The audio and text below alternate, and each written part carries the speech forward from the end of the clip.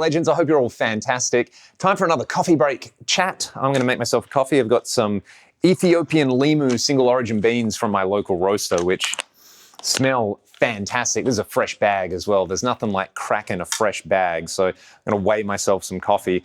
And while I do this, what's been on my mind? You can let me know what's on your mind in the comments below, but something that I guess I've noticed more and more and done my best to just bliss out and stay in my own little bubble.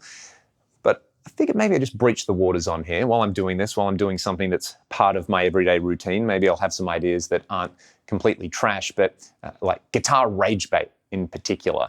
And I get that the way we receive information through our phones and the internet is curated by these algorithms that are incentivized to make us stay on the platform and to engage us. And what better way to do that than to make everybody like slightly angry about things that aren't really that important, but particularly guitar rage bait, right? There's so much out there where it's this formula of not even a website that hosts content, right? These content aggregator websites out there where they'll go through popular videos on YouTube or interviews on other sites and they'll pick out these little snippets on there. You know, it might be something that John Mayer said in an interview, or it might be something that Joe Bonamassa mentioned in a live stream. And I think Joe, better than anybody, understands this. He's like the master of the guitar rage bait, right? Remember all that stuff about pedals a little while ago? That's the first one I remember being like really supercharged, where people had strong reactions to that. But you see it recently, like there was a headline where it was like, yeah, John Mayer reckons that strap height is more important than fretboard radius on there. And, you know, that was probably someone being like, John, why isn't your signature guitar made with a 20-inch radius, jumbo stainless steel frets, and Fishman Fluence pickups? Because that's what I like. Why don't you give me these options on your signature instrument? We'll just let this grind before I go any further. All right, we're good to go. The main point being there that basically it's like really leaning into these specific preferences that particular players have and turning them into rage bait, right? And you see this especially with short format videos and especially with these content aggregator websites that are basically scraping stuff from other websites to get clicks so that, you know, they can do the thing where they engage you on their site and sell you more ads, which I guess is exactly what I'm doing. I'm just performing a menial task. I'm weighing in with my opinion on something, and YouTube's probably going to generate a very, very slight amount of ad revenue for my channel. So yeah, I'm part of the problem as well. Now, I'm not immune from any of this, but back to the point of the old rage bait scenario. One thing that kind of got to me was there was the Guitar World headline with Diamond Road, where they've taken a snippet of an article and they've, I don't want to say removed all context in it, they've provided it as a quote, but they have presented it as though it's not somebody's preference, that it's somebody's universal advice to, I don't know, getting better tone or being a better player. And I think this does a disservice, one, to the publications that are basically farming this stuff back out, where they're undermining their own original content on there. And furthermore, they do a massive disservice to the people who are saying this because they're removing all the context on there. You know, if you're familiar with Tetrarch, you know, it's pretty heavy stuff, and it's not the sort of stuff where you're going to be expected to hear the difference between 7 and 6 on a tone control with a 1950s Les Paul into like a deluxe reverb on the edge of breakup. That's somewhere, I guess, where a tone control would make a big difference when you're doing the giant chugs on there, and when you're a player who has built their career around that sound and you've built a set of preferences around that, and you get to the point of success where you're recognized with a signature instrument where you can do whatever you want on it, and you go, oh yeah, I don't need this feature, so I replaced it with another feature.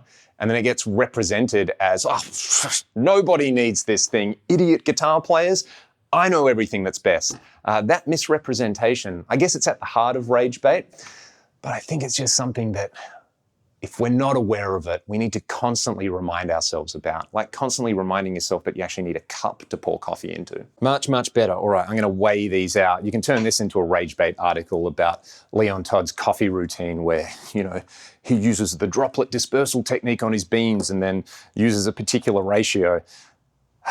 Let's just have a moment of bliss though.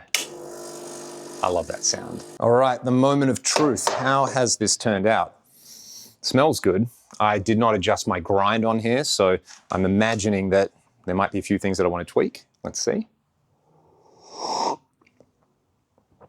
That is bright and fruity. I like it. I mean, the tasting notes on this say raw honey, lemon tart. I can definitely taste in that. Very acidic, very bright, which I like.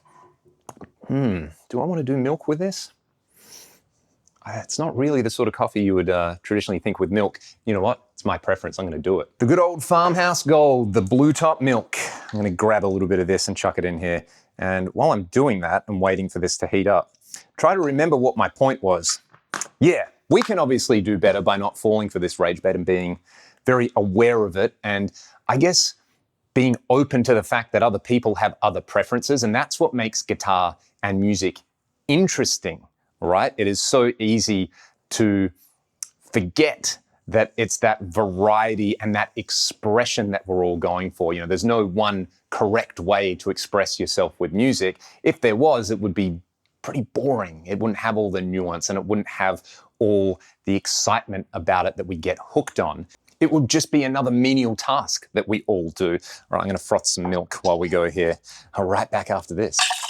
I think disagreeing with somebody, though, can help you better consolidate your own choices and almost understand why you like some stuff. So I'm not saying that we should all be totally passive and agreeable with these kind of things, but I think we need to understand the context of people's choices. And again, there's this paradox at play where it has never been easier to get incredible, in-depth, long-form content totally for free on the internet, yet these algorithmic news feeds have basically made us hooked to these tiny little snippets. And the best way to get us hooked is to make us angry and to take that rage bait, and then it feeds this cycle of, you know, content aggregator websites taking these little things, people on forums talking about it, people like me getting on and having a gas bag on YouTube. So yeah, I don't know. Let's see how this coffee tastes in the meantime.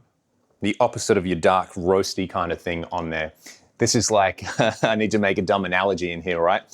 Your typical tone control, right? It's like when it's all the way down, that's your black coffee, and some people love it like that. And then when you add a bit of milk, that brings the brightness back in. Having a really acidic, bright coffee and then adding milk to that, it's like having an active preamp in there, like an EMG expander system on there. You're cranking up the mids and the high end. And it's certainly not for everybody, but as Herschel Krustofsky liked to say about Krusty Burger, I don't mind the taste.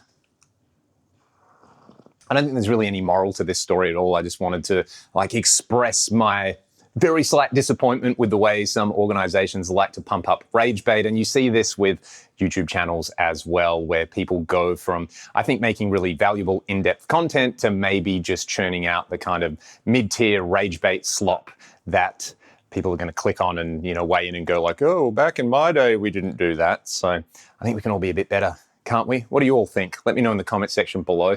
And more importantly, go and grab your guitar and make some glorious guitar noises and enjoy yourself any which way you like. See you next time.